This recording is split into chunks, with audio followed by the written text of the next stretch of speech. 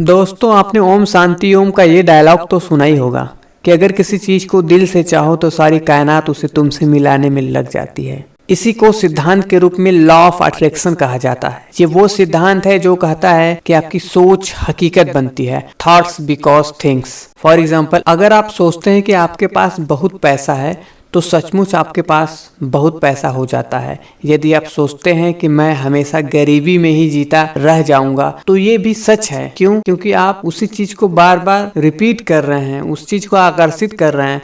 शायद सुनने में आप लोगों को अजीब लगे, पर ये एक सार्वभौमिक सत्य है, ए यूनिवर्सल ट्रूथ।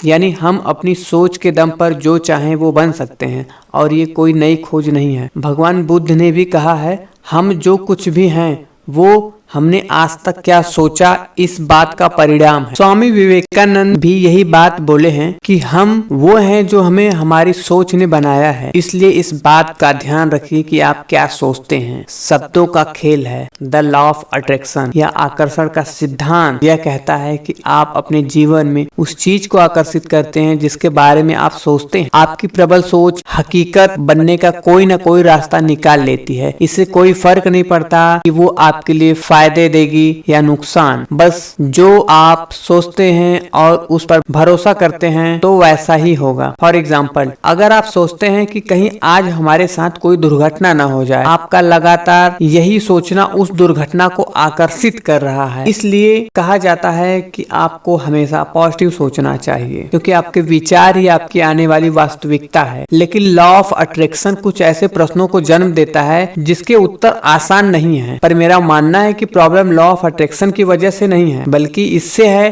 कि law of attraction on objective reality, आकर्षण का नियम वास्तविकता पर आधारित है। आप जैसा सोचते हैं आपके साथ वैसा ही होता है।